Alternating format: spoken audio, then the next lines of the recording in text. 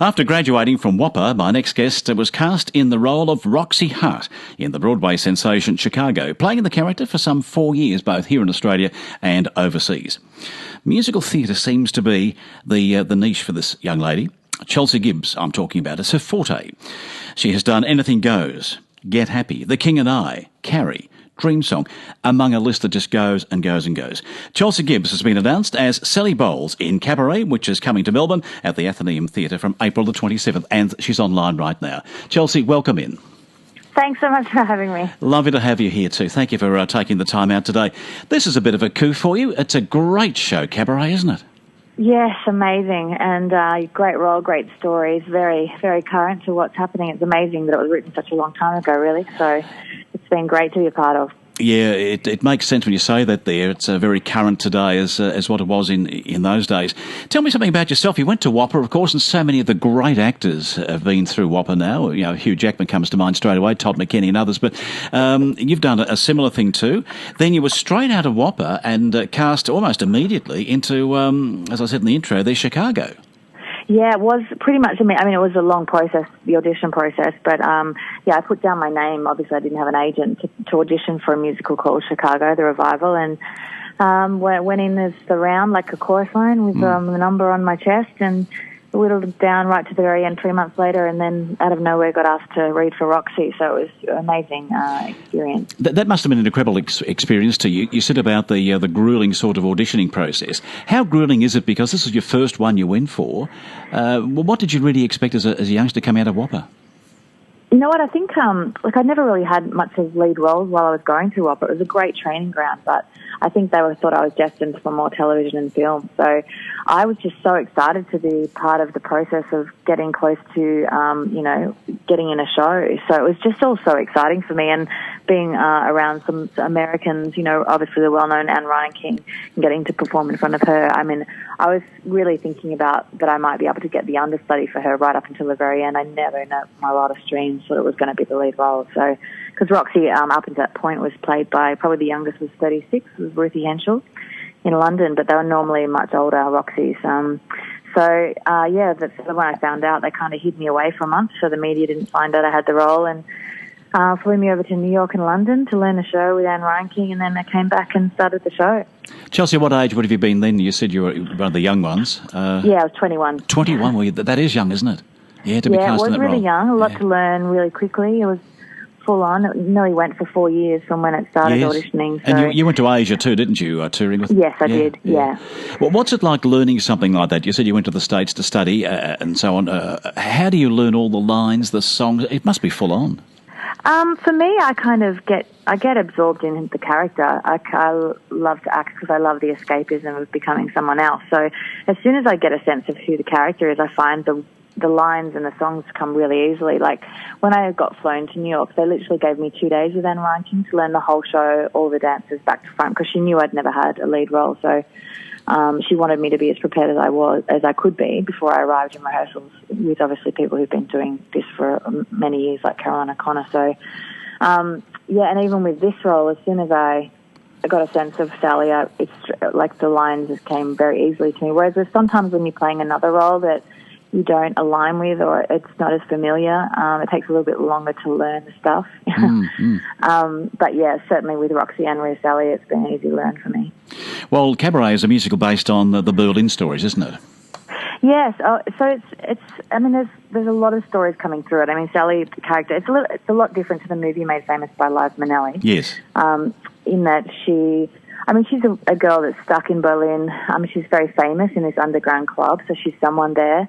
I always imagine that she's kind of been made up, actually, in real life, but I imagine her to be someone who has had a very traumatic childhood and has created this name, Sally Bowles. It's not her real name, and she's in Berlin where she's somebody, and perhaps she's tried to be, a bigger name in other places and been rejected. So it's just a security blanket for her to be in this place where everybody knows her name as much as it's not the greatest place to be. It's something for her.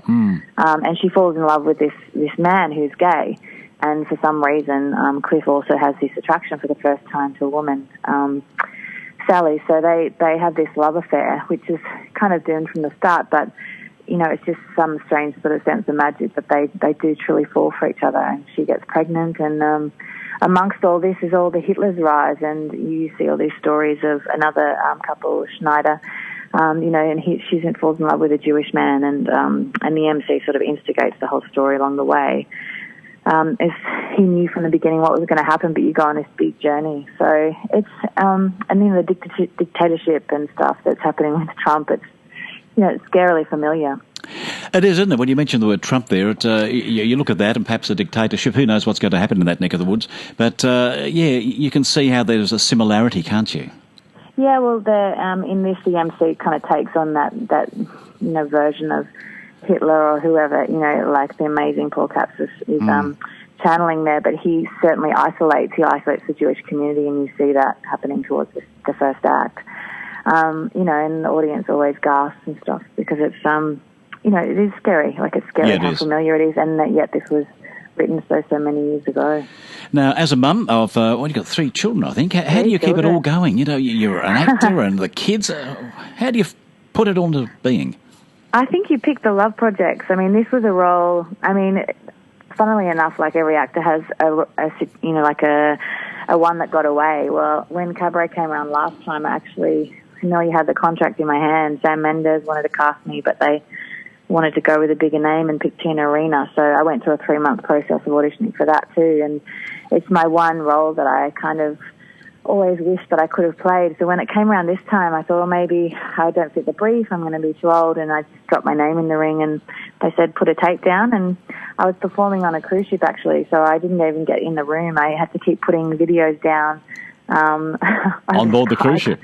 Yeah, and then wait to see if I got the role. So, wow. I mean, I really align with Sally because I was her for a little while, feeling completely lost. When I finished Chicago, you do lose sense of yourself when you play a character for a really long time. They become more familiar to you than you are to yourself because you're 8 shows a week in character, especially when you're younger, and you don't know how to leave things at stage door. So when you stop doing a role that you're so familiar and your escapism every day, you sort of don't know who you are for a little while. So when I was auditioning for Cabaret last time, I was pretty much, very much Sally Bowles without you lived the character. Drama, you lived it. Yeah, so it was familiar. Is it very hard for an actor to wind down after that performance?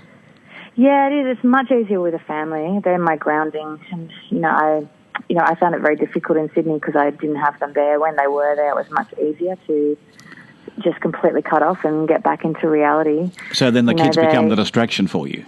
Yeah, well, they're my, that's where my heart lies, with them. And that's a real, the great thing about acting is, you get to get rid of all that creative juice, but it doesn't keep you warm at night when you're at home. So when you're younger, I think it's much harder to be an actor in this industry because it's everything to you. Every audition is everything. Every rejection is everything. Whereas when you have a family, you decide to have a family, you get a big reality check. They've hurt their knee or, they had a bad day at school with one of the kids. It's not just about you. You live outside your, your reality. You're with your children or your husband or, you've got bills to pay. Chelsea, what advice have you got for youngsters wanting to become actors?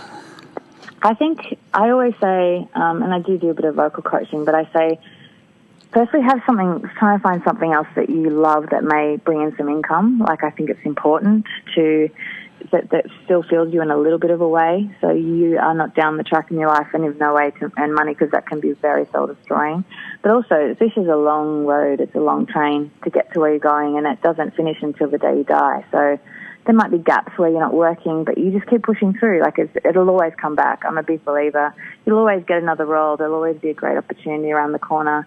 And this situation for me, this Cabaret, it really was, it affirmed that for me because, all those other auditions that I spent 3 months, going in and out and not getting, this one happened online and with a couple of auditions, and I got offered the role of Sally, which is a dream role. It's the one that I really wanted out of all the roles. So I can hear your it passion. Did come back around. Yeah, that's wonderful. Congratulations to you. Thank you and so for much. balancing a family and your career and so on, well done. Congratulations on that too. Looking forward to seeing it at the Athenaeum Theatre. It's just over 4 weeks away from now, 27th of April, and we'll pop in and have a look at that too and see what you are getting up to.